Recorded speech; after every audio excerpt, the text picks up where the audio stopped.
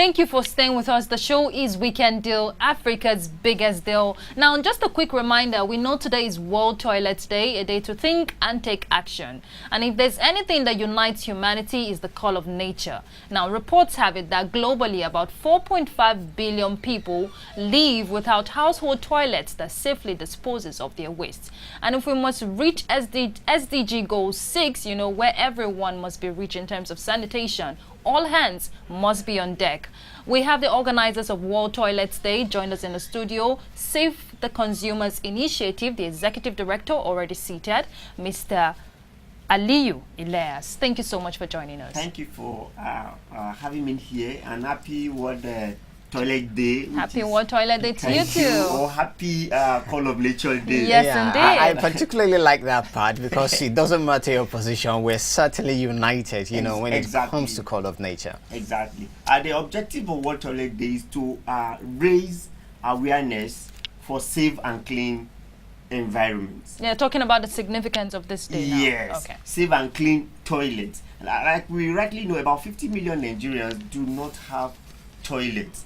And if this is happening, it definitely means it's affecting the public itself. Because when we say no toilet and people defecate openly, it causes a lot of things. And what is open defecation? It simply means the practice where people defecate openly, either in bushes, field, open bodies of water, or in forest. And by doing this, you are contaminating the environment. And if you look at it also, about 400,000 children from age 1 to 5 lost their life to virtually this type of about 60,000 children. About 60,000 children. Look at it, even have better current statistics. And if you look at this, such as diarrhea, cholera, dysentery, among others, and even some ailments, you understand. So if there is better environment, good toilet, at least one house, one toilet. And if we can even reach that, let's have a conventional toilet whereby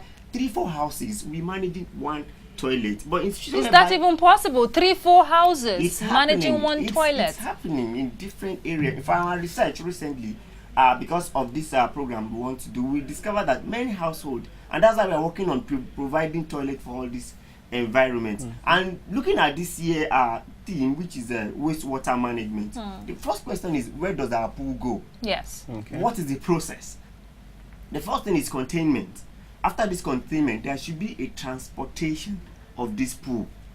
And when we say transportation, it simply means moving this liquid waste to a place that can be a treatment plant.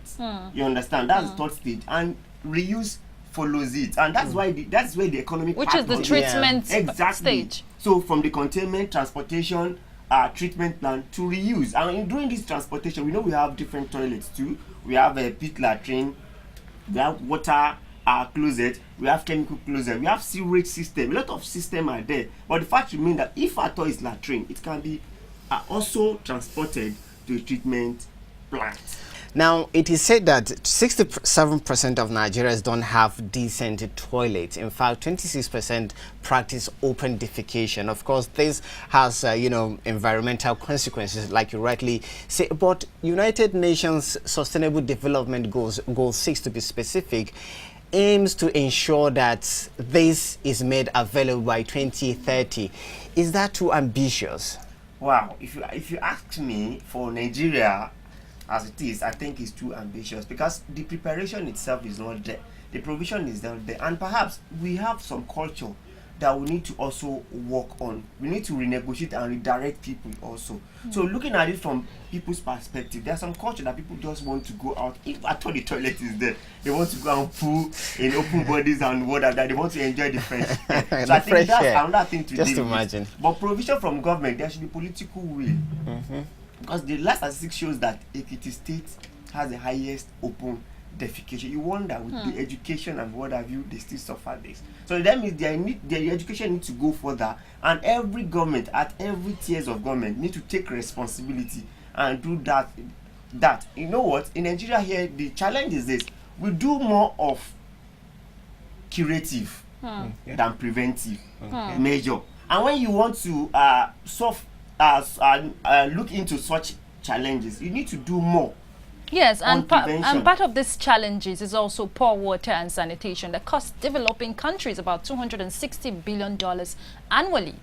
Now, sanitation is one issue that, that poses a lot of challenge in Nigeria. You've talked about the open defecation. Yes. How do we address this? Yeah, looking at that, a country like Qatar, Saudi Arabia, most Asia countries have been able to develop their liquid waste to a reuse level that even they make more money in that level. So once this pool is transported to a waste plant that can work on it, look at that, it has a lot of benefits. Industrial usage of it is very, very huge. Yes. And apart from that, even water, let's assume people are even allergic to it because it's is a pool water. Yeah. It can be used for a lot of Even other energy. things. Even Energy. Are we really harnessing the construction, potential? Have we not really at all, harnessing the not potential? at all. We are not harnessing. Are we even in Abuja, for instance? I think because we are in a better city, we have water treatment plants in is it Idu or what have you? How have they even utilized that alone? So these are the things we need to look at. So it needs a structural work on. They need to work on it systematically to get to that level.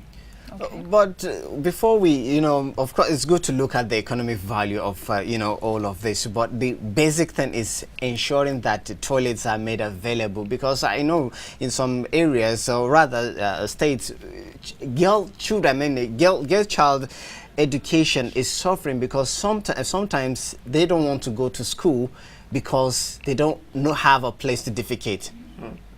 Well, from our research, when we went to a particular environment, we tend to look at the need assessment of that environment. We discover that they only have what we call Gidawanka. A Gidawanka, I'm sure we all know the common public toilet, bathroom, and what have you. But they pay a particular amount for that. But we now imagine a situation whereby in the middle of the night, there is call of nature, and we need to answer to that. So what should such people do? Will they go out of their house to go to this Gidawanka to defecate? No, they will end up do what we call a short put. Get a plastic bag, do what we are saying inside, and do short puts, and this thing goes around. And if man or men can easily go to the Gidawanka, how about children and female? This thing is not only adult. I mean, it's not only in in the urban centers. You see this even in rural communities. This is a common practice. But one challenge is water, inadequate water supply. Yes, you may have the toilets, Gidawanka or whatever you have it, but no water. That's a challenge. That's where you see people, have to do the short put, so to say. But we have different type of toilets. Pits, latrine. If you don't flush the toilet with water, it goes in directly. These are a lot of system can be put in place. Then a lot of system for the water can also be there. So the fact remains that let's have every household have a toilet, and when they have a toilet, they can easily provide the water. Toilet first. You understand? So these are what we are looking at, because the system we adopt, the common one is a water closet. You understand? Yes. We have ventilated, improved latrine. Different type of toilet. So we have to look at this community, this area, what fits this community. Let's provide it for them, so that, because if you don't do that, you want to do the big one, the one that will cost you more, it will be a difficult thing. And that's why we said they need to engage professionals in all these things, so that we can do more. We go to the field, see all these people's what's your experience like now? Like 3 communities that we are going to do sensitization, and we discover that one, the issue is that no toilet around, so children have to defecate around, and their mother, and they suffered a lot of diarrhea in this particular area. And the other part of the state, we are still going outside Abuja, they will discover that even those schools do not have toilets. You understand? So these are different experiences like that. But I think the major thing, there should be a state of emergency in diarrhea if it's possible, because the 70% of ailment is from lack of sanitation. You said states of emergency, but do we really appreciate the nature of the problem we're dealing with? Well, like I said earlier, the thing is this: it should be maybe from community head, that before anybody will have a house in your community, there must be a toilet before they can occupy the building. I think if we take it to grassroots, to that level, that will really reduce the toilet. Then people need to see the challenge that lack of toilets pose today. You know, some time back, Abuja launched this public toilets. And that is something that didn't really go far. You're smiling, you remember. It didn't really go far because I believe that if that had gone further, it would have helped reduce this open defecation we see in public places. Now, what's your recommendation regarding that? Yes, I think the states within the Middle Belt have just decide on their own to have toilets at every corner. People pay for it.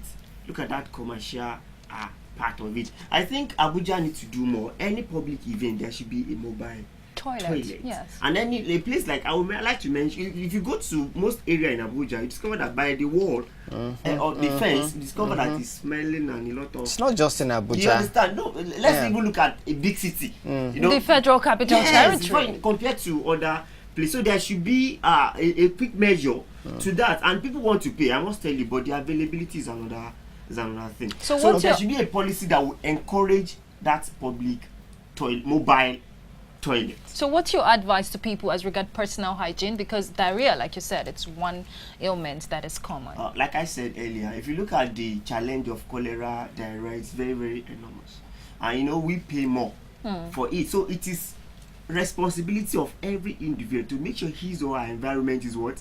Clean. Very, very clean. It is our responsibility. In fact, if you want to occupy a house that does not have, you just have to look for the one that has a toilet, or tell the landlord, provide this. What about for children? Because diarrhea happens to children. Personal hygiene. Children from 1 to 5. No, I'm talking of personal hygiene for children. For children, yeah. the fact remains that their guidance is still another thing, because children do not really, they are vulnerable. They are the most vulnerable to this. So I think the parents should still take charge of that. But then they should have the basic culture of washing their hands. You know, we take fruits every corner. Don't just take it. They should just clean, make sure wash it out. Okay, talk to us about your programs. Yes, the first program is going to be in where we call it Wanguragu.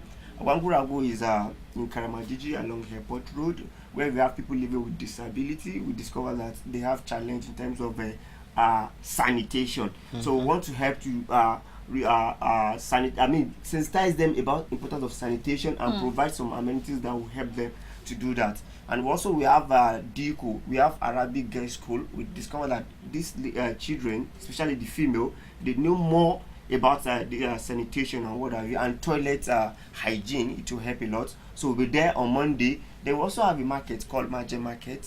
I think maybe in Gurara also. So to also go there, tell the public, tell them the importance and the challenge of open defecation. Okay, you have your statistics there and you have your own experience in the field as well. But from all of this, what does the future hold? I made mention of something earlier, that our government are looking at the curative rather than the preventive measure. If you look at our environmental health officials, I doubt if we have to up to 300 even in FCT. But if you look at number of doctors, very high. So if you look at the if you deal with the prevention itself, it will reduce what? The curative. And it's a healthy nation is a wealthy nation. When you do more, you understand, in terms of health of people, you spend less. Yes. You understand, and that's the major thing. And that's why diarrhea, cholera still remain the highest. And that's why they say health is wealth. Health is wealth. So if for individual health is wealth. So we need to do that. Well, it's very, very important. Thank you for sharing your thought with us, Aliyu. And of course, when we discuss issues like this, we're hoping that the authorities concerned would take immediate action to, solve the problem at hand. Thank you for sharing your thought with us. And we have been speaking with Aliyu Ilias. He's the Executive Director, Save the Consumer Initiative. Of course, safety, health, freedom is what you get with a toilet and a full wall. Let's go on a break.